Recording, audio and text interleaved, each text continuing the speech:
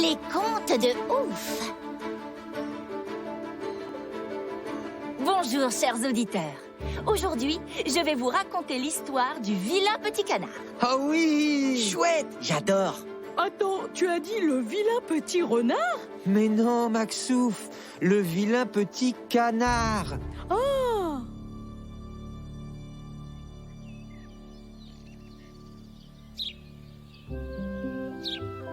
C'était l'été et il faisait bon à la campagne. En plein soleil, non loin d'une ferme, s'étendait un magnifique étang. Sur les bords de celui-ci, parmi les roseaux, une cane avait installé son nid. Elle avait pondu 5 œufs qu'elle couvait avec patience. La science? Quelle science? Non, patience. Ah, patience, ok. Un jour, les œufs craquèrent. De 4 d'entre eux apparurent d'adorables petits canetons. Des hannetons?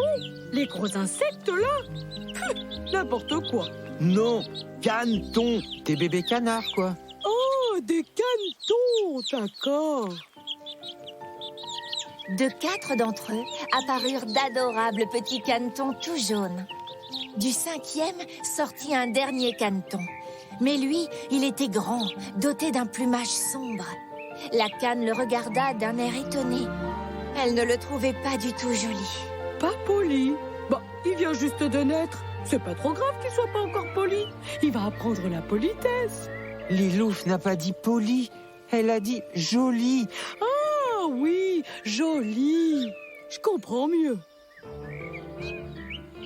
Le petit canard était si vilain, moche, pas beau, que tous les animaux de la ferme voisine venaient le regarder en se questionnant. Mais quel est ce volatile? Au départ, le petit canard ne faisait pas attention. Mais très vite, le caneton se rendit compte que, en réalité, les autres animaux se moquaient de lui. De Louis? C'est qui ce Louis? Oh, mais Maxouf, c'est pas possible quand même. Il se moquait de lui. Il se moquait du caneton, quoi. Le vilain caneton était la risée de tous, tant et si bien que même sa maman et ses frères et sœurs jaunes l'évitaient. Alors, seul et malheureux, le vilain petit canard décida de quitter la ferme. Un soir, il partit. Une surprise partie? Quelle surprise partie? Non, j'ai dit il partit. Il partit de la ferme. Oh, désolé, j'avais pas bien entendu. Donc, le soir venu, le vilain petit canard quitta la ferme et s'en alla, le cœur joyeux et plein d'espoir. Il trouva un étang et s'y installa. Là où? Bah, là, sur l'étang. Ok, j'avais pas bien entendu. Mais le lendemain, alors qu'il s'était endormi dans les roseaux, un affreux aboiement le fit sursauter. Un chien terrible surgit devant lui. Le chien approcha sa gueule, montra ses crocs pointus et s'en alla sans se préoccuper du caneton. Ouf, soupira le vilain petit canard. Je suis si laid que même le chien ne veut pas me manger. Le ranger? Pourquoi le chien devrait le ranger? Oh, elle a dit manger, miam miam, manger. Tu comprends vraiment rien, hein? Ah, manger! Très bien.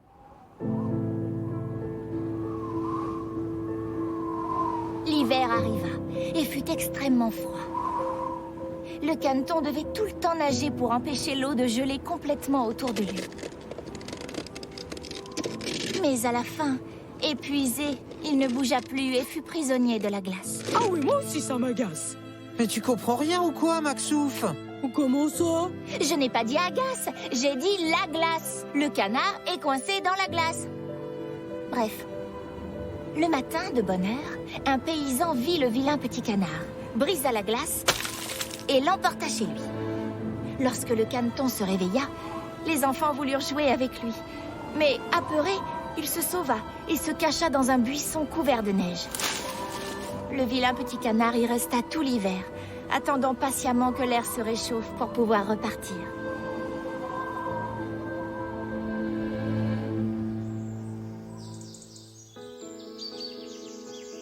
Petit à petit, les oiseaux se mirent à chanter et le soleil devint de plus en plus chaud. Le printemps pointait son nez. On a sonné? Mais qu'est-ce que tu racontes? Ilouf a dit on a sonné. Pas du tout. J'ai dit le printemps pointait son nez. Oh, bah il faut bien prononcer, sinon comment veux-tu que je comprenne cette histoire? Donc, le printemps arrivait. Cependant, le vilain petit canard était toujours tout seul. Un jour, droit devant lui, s'avancèrent 3 beaux cygnes qui nageaient légèrement à la surface de l'étang. Les thons? Mais qu'est-ce qu'ils viennent faire là, les thons? Les thons, ça nage dans la mer. Mais non, ça se passe dans les bois. Elle a dit l'étang, avec un an comme en. Oh, d'accord, étang. Ok, je comprends mieux. Bref, en voyant ces splendides créatures, le vilain petit canard fut pris d'une étrange tristesse. Comme il voulut les rejoindre, il s'avança vers eux, mais il était persuadé que les cygnes allaient se moquer de sa laideur et le rejeter. Le vilain petit canard attendait les phrases blessantes et les rires malveillants, et, honteux, baissa la tête. Alors, il aperçut son propre reflet dans l'eau. Il réalisa soudain qu'il avait bien grandi et qu'il n'était plus un canard, mais un magnifique cygne. Les grands cygnes nagèrent vers lui et l'accueillirent fraternellement. Il était un des leurs, et même le plus beau d'entre eux.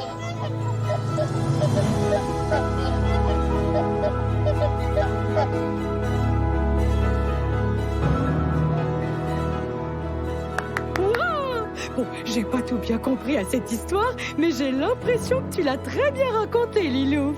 Pourquoi tu n'as pas tout bien compris? Bah ouais, c'est archi clair pourtant. Bah, c'est peut-être à cause de mes écouteurs. Tes écouteurs? T'avais des écouteurs pendant toute l'histoire?